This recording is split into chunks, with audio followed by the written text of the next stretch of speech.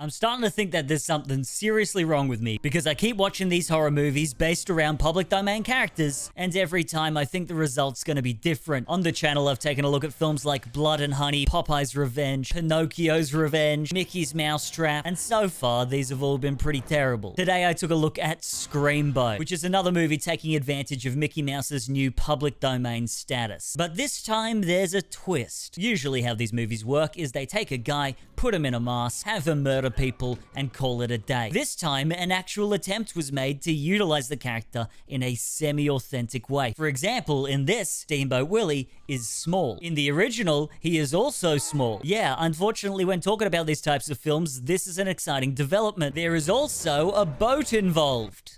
Isn't that exciting? There's more to it than this, I promise. I just thought this was a good start. Just with these two things alone, it's already doing better than Mickey's Mousetrap. If you're not aware, the original 1928 film Steamboat Willie entered the public domain, meaning that anyone can use this property and this version of the character in any way that they want. If I wanted to, I could just screen the short for the rest of the video. I won't, but I could. Just don't tempt me. Actually, all this being said, I think Disney has been trying to sue people lately for doing this kind of thing. But a lot of classic characters have entered the public domain in recent years, and for some reason, all people can really think of to do with these characters is to make them into horror movie villains. Now, some sick and twisted part of me did like Popeye's Revenge. I thought it had a couple of genuinely fun moments. I wasn't expecting the freaking, Mona Lisa or whatever, or like a movie version of the Mona Lisa. But regardless, I do think I'm a bit of an easy audience here. I think you can get some value out of all movies. But with Mickey's Mousetrap, I really struggle. It might be one of the worst things I've ever watched.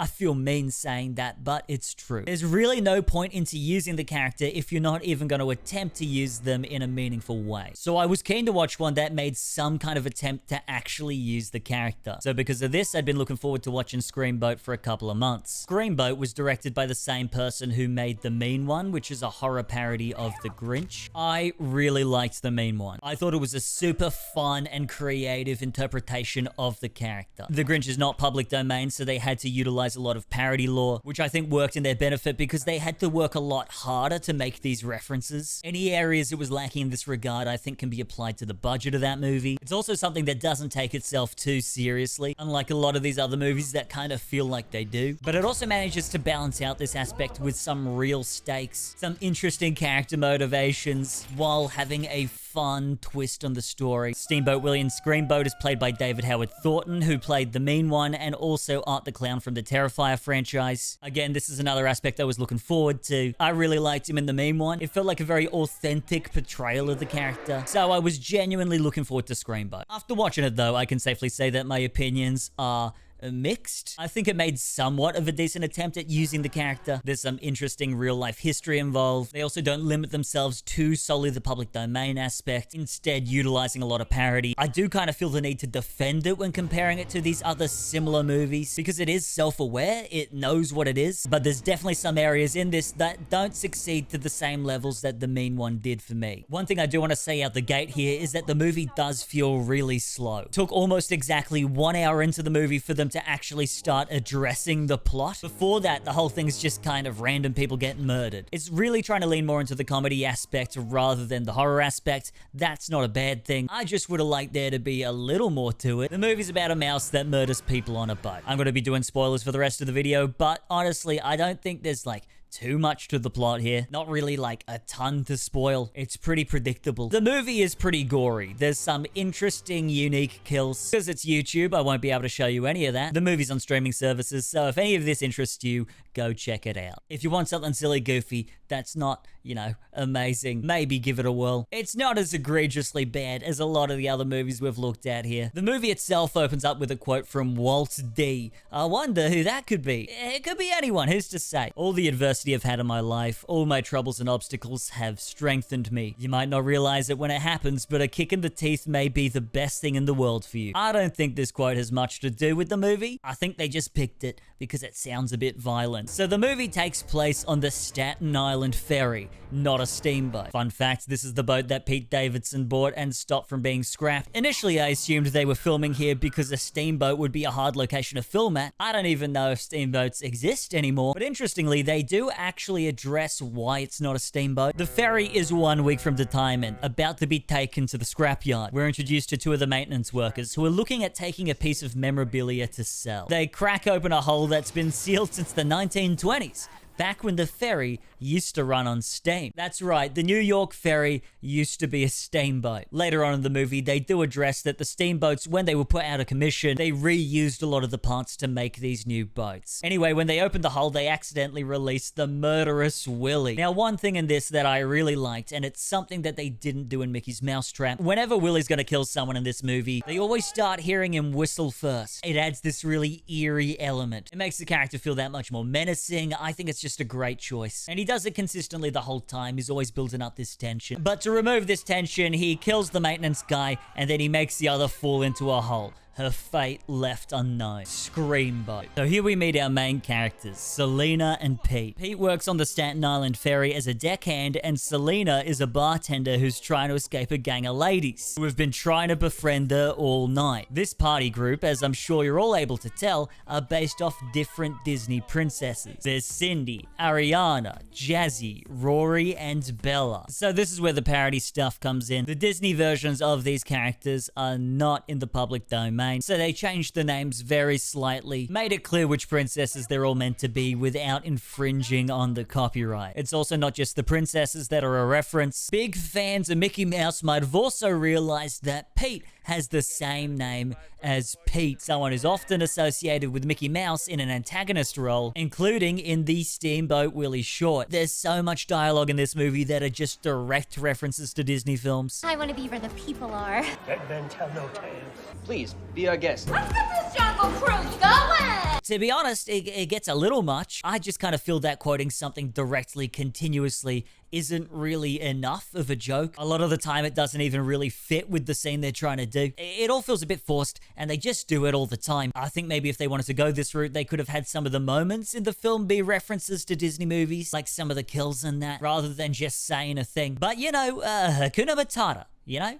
Am I right? You got a friend in me. We get a look at a crazy cast of characters on the boat, and none of them are really important until they die. So don't worry about them too much. The only one really worth mentioning is this one lady who is an EMT, and her character trait is that she's nice. And there's also this one lady and a kid who don't trust this guy, and yet just forget everyone else, you know, don't even worry about it. A thick fog crosses the harbor. The Coast Guard is suspending traffic, but the captain decides to head out anyway. Little do all these people know, there's a slightly large rat on board. And don't worry, later on in the movie, they do a Pizza Rat reference. Don't worry about it. We were all thinking it as soon as we heard New York. Selena and Pete meet up on the lower deck, and I sense a bit of a romance blooming. And not just for each other, but for New York City. That's my favorite statue right there. That's my girl. Check it out. I got her on my keys. You'll never guess where I got this from. I got it in Sydney Airport on the way to Hobart. Downstairs, a guy dressed as the Statue of Liberty puts a mysterious substance up his nose.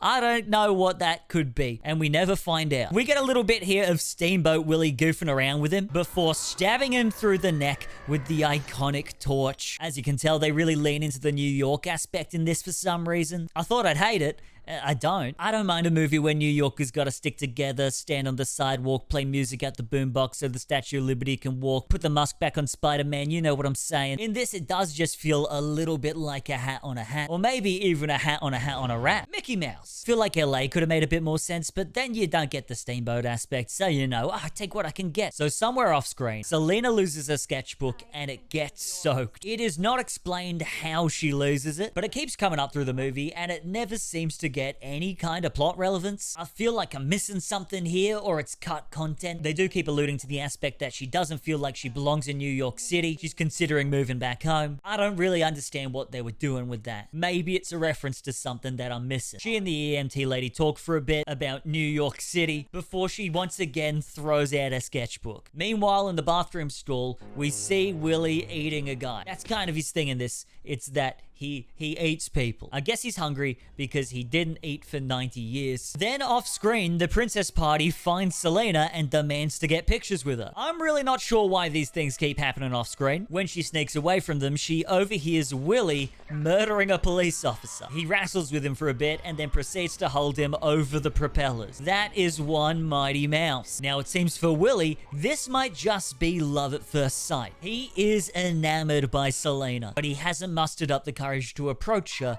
just yet. When she goes to explain what happened to everyone in standard practice, nobody believes her. I feel like even if they don't believe that a big rat killed someone, I feel like it's pretty easy to work out that a cop is missing. Willie then takes out the captain of the ship garrote style in an extremely bloody scene that I can't show any of. The walls get coated in maple syrup. We then get a fun little scene where he steers the ship around like in the original short. Again, I'm really glad that they're tying it into the original stuff. It makes it feel like at least some kind of thought was put into this, but I feel like this should be the baseline here. This should be the bare minimum for these kinds of movies. Later on, the crime scene's discovered by the first mate, and then a police officer, and then Pete. For me, this is probably the funniest scene in the movie. I just love that all these people keep walking into this room and having a bad reaction. Anyway, due to the hierarchy, this guy, Tony, is now the captain, and Pete is the first mate, even though he hates responsibility. That's his thing. He doesn't like responsibility. He wants no part of it.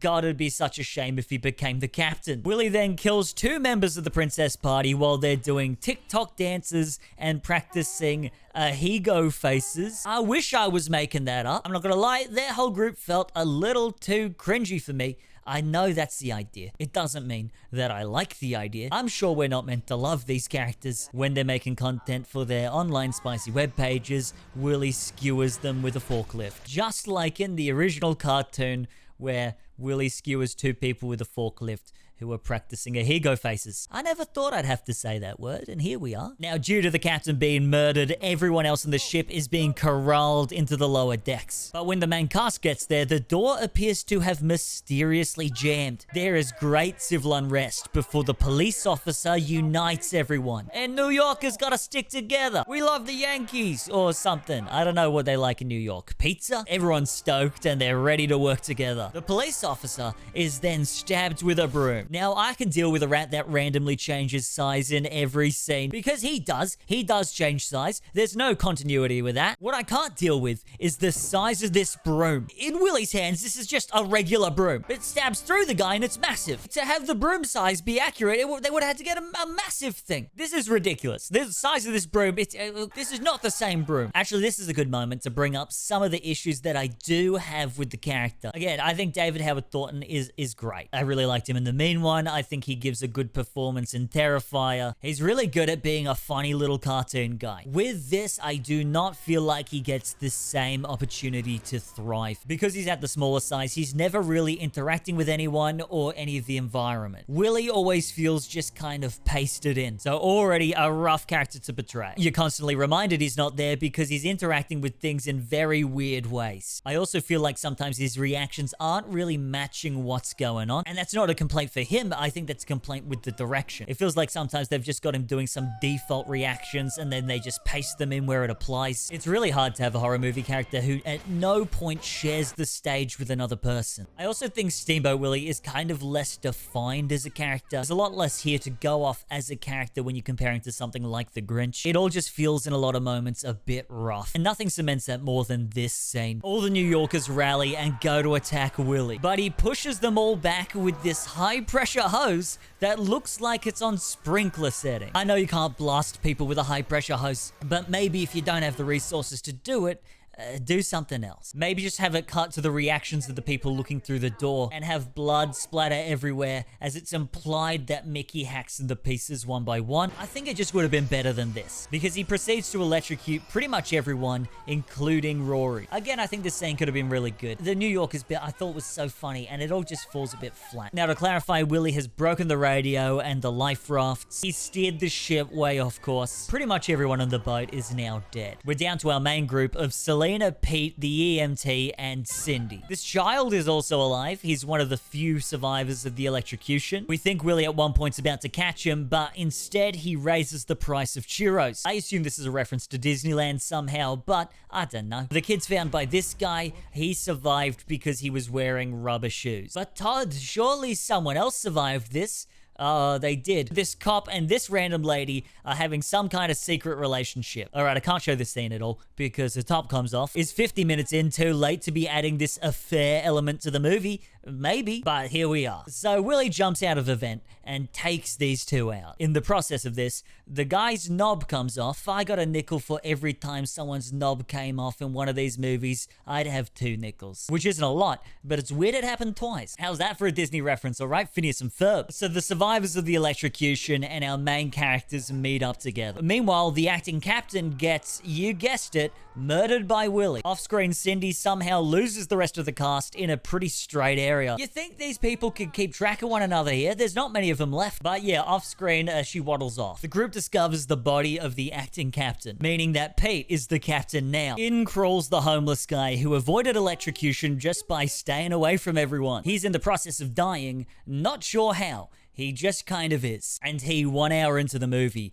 gives us a little taste of plot. Long ago, there was a kind-hearted captain named Walt. One day, he found Willie, a science experiment that was left abandoned. He was created to be an appealing animal for children. The two became friends until one fateful storm sent Captain Walt to his doom, leaving Willie depressed and alone for 90 years. Yep, that's it. That's the plot. Having Willie be some kind of science experiment, I feel like is the most basic way to do this. I don't know, I feel like there's a more creative answer here. It feels like that's just kind of the baseline for these types of movies. Although, to the movie's credit, I can't really think of an alternative. I don't know how you explain this mouse dude. We also see an old photograph of the captain and Willie. We can see in the past he looked a lot more like the traditional character, but the picture is folded over slightly, and no one unfolds it. Meanwhile, Cindy runs into the dead body of her friend who I guess got killed off screen. Willie managed to get his hands on a harpoon gun somehow, and looking at him, it seems to be the smallest harpoon gun in the world. She closes the door on him and feels like she's safe, but then she just gets stabbed through the door, I guess. I thought she would die in some kind of slipper-related way. We even get a shot of her leaving a glass slipper behind, but I guess not. The size-changing harpoon, that works perfectly fine too. The deckhand also gets killed by Willie. Remember this guy? I don't. I have no idea who this is. Then this cop gets killed by Willie. Just so much of this movie is killing people in not particularly exciting ways. Especially on the back end here, it feels like the movie lost some steam. I know there's not a lot of source material to work with, but these scenes just feel so unnecessary. We don't need to see the deaths of these unnamed characters. They have no emotional grounding for us. The main team decides they need to split up. First team needs to pick up the flares in the engine room, and the other team needs to fix the electrical systems. You might be wondering where the old man is gone. I don't know. I assume he died off screen. We never see him again. Everyone picks up a weapon from this toolbox. The kid picks up this parrot, which you might think is random, but it's actually a reference to the original animation. Not much of a reference. The parrot is never really used, but it's a reference nonetheless. Romance continues to bloom between Pete and Selena as he gifts her some boots before they part ways. The electrical team runs into the maintenance lady from the intro, who miraculously is alive. Don't worry about the sinister red lighting or the hidden Mickey. I'm sure it has nothing to do with anything. Oh my god, it had everything to do with everything. She is some kind of Willy cultist. A Disney adult, if you will. That's kind of what they were going with here. I thought it was a fun take. Again, I would have liked them to go a little more into it. She reveals that Willy isn't the only of his kind, that there was another. Obviously, this does not explain why Willy wants to kill and eat people. And there's really no explanation on why she's in Team Willy, but I'll take any crumbs of a plot that I can get. The other team runs into Willy, who is head over heels for Selena. He even makes her a little ear flower thing, which I thought was very sweet. She proceeds to stab Willy in the eye, and there's no flares, so everybody leaves. It turns out the maintenance lady has the flares. Willy then shows up, and for some reason attacks her, even though she did everything that he asked. Pete grabs the flares and escapes, while this guy stays behind and blows up the lower levels. Pete and this kid then get stuck in this elevator shaft. It's a small room that's slowly filling up with water. They're able to get the child out of the hole in the roof, but Pete stays behind to fight Steamboat Willie, who's survived the explosion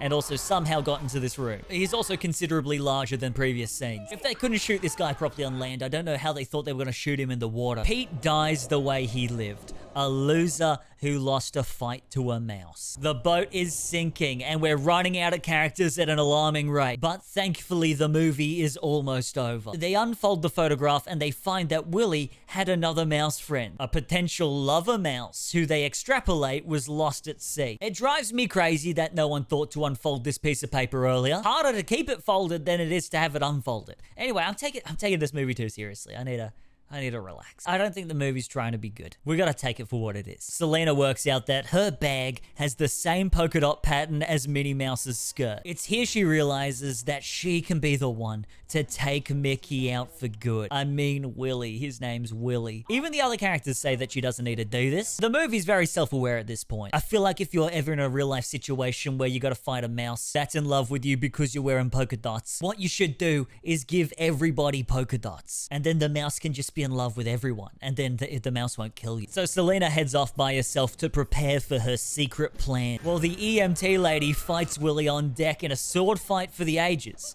before she gets stabbed just a little bit. Selena then shows up in full Minnie Mouse cosplay. Now to clarify, I don't think she needed to do this. From previous scenes, we've already seen that Willie was already in love with her. At no point do I think that changed. But you know, she's done it. She wanted an outfit change. Good on her. She lures him in close, but little does he know that she has a giant oversized hammer behind her. I'm not sure if she hits him or not here. It's a little unclear, but ultimately he gets away because this was a ridiculous plan. Willie then throws the kid over the edge of the boat. And then Selena trips and falls off too. She manages though to cling onto the side. Willie thinks long and hard about finishing the job, but he has flashbacks to losing his beloved Minnie Mouse. So instead, he offers a helping hand, so close to a Lion King reference, yet so far. After this moment of redemption for Willie, she pays him back by putting him out of his misery.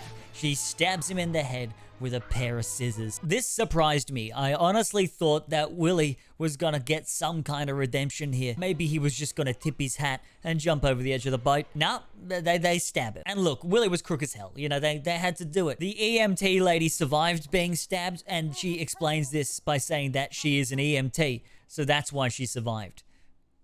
All right. And the kid obviously survived because he just fell in the water. As the sun rises on New York, our survivors reflect that maybe this city isn't so bad after all. Also, she gets a sketchbook back and proceeds to not open it. Who knows what she could have sketched? We'll just have to wonder forever why this was a character element. And obviously, Willie survived. He washes up onto a trash heap where he is unceremoniously reunited with Minnie. And also, this part genuinely did surprise me. Pete maybe survived and is on the bottom of the ocean or something. So there definitely seems to be plans for this getting a sequel. Maybe Pete's gonna become more like his original counterpart. Look, I'm not gonna lie, I was a little disappointed by this movie. It wasn't great. Maybe I went in with my expectations being a little too high. It just feels like there was maybe some script issues here. Maybe some issues with filming or something. The movie just doesn't really flow. It feels like there's a lot missing from it. And I don't just mean plot. I do feel like I was maybe a little too critical of this one while talking about it. But also I do think that just because something isn't taking itself too seriously doesn't mean that it's free from criticism. I do think this is a lot better than a lot of these other public domain character horror movies. But again, it's a low bar. I was really hoping this would be the one that broke the trend for me, where finally we got a good one, but I appreciate what it was trying to do nonetheless. I do really like that an actual attempt was made to represent the original character, at least in some way. If there is a sequel, will I watch it? Almost definitely. What can I say? I'm twisted. I'm sick. I'm gonna watch all these movies. Nothing's gonna stop me. I'm gonna watch all these movies forever. Let me know what movie I should watch next. As you can tell, I'll watch anything. If you liked this video, maybe check out my one on Mickey's Mousetrap. If you thought Screamboat was bad, that one is so much worse. Or alternatively, check out my one on Popeye's Revenge, which is also about a murderous public domain captain. I wear this hat in that video. I had ears on this hat before, but they fell off. The ears fell off